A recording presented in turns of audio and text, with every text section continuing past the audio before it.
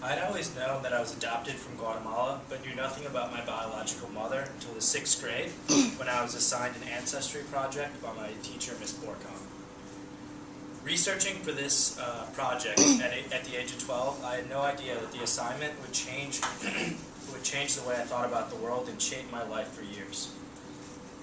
I still remember my dad coming home from work on the day that changed the way I view the world forever. On that day, like many others, I waited in the front of my house, peering out the window, waiting anxiously for my dad's car to cruise up the driveway. I don't quite remember what I was thinking about as I was waiting for my dad that day, but I definitely remember what I was feeling. I was definitely feeling a sense of excitement, a sense of uneasiness, and definitely a sense of hopefulness that the information contained in my adoption papers would help me get a better picture of who I was. I can't remember when exactly he got home that night, but I do remember him opening the front door.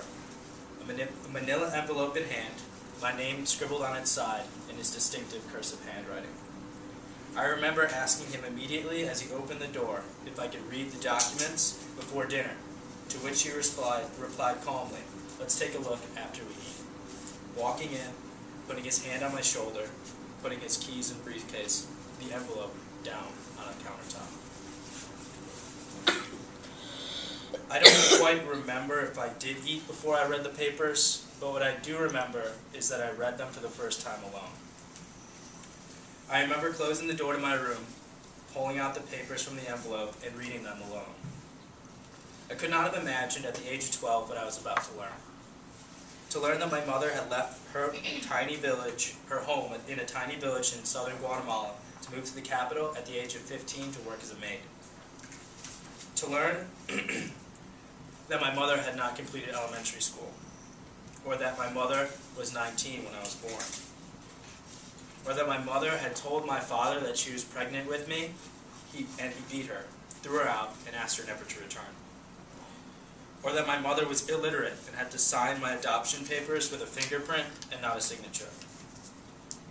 I could not have imagined what I was about to learn, that my mother had given me up so that I could leave Guatemala, her home, our home, so that I could have a chance at a better life. Or that my mother, not my parents, were the one that named me Tomas. I remember as I learned all these things, I was alone. And even though I had 2 moms and 2 dads, for the first time in my life, I felt truly alone. Nearly 15 years later, as I think about that day and my ancestry project and my adoption papers, I see evidence of how much what I learned in a few short minutes has impacted my life ever since. For the first time after reading them, I felt a true connection to Latin America, and a burgeoning feeling of anger that my mother had to give me up so that I could escape poverty she was hopeless to overcome. In high school, this anger led me to dedicate myself to creating a charity to raise money to send orphans in Guatemala to secondary school, the first step out of poverty for Guatemala's indigent. In college, this anger drove me to study Latin American history in search of reasons why mothers like mine existed in the world today. This anger compelled me to spend my summers in college leading trips of high school volunteers to an orphanage outside Guatemala City to help those not as fortunate as I to escape the circumstances I was. This anger caused me to join Teach for America as it became clear to me in my studies that many of the issues faced by my mother were faced by Americans here today.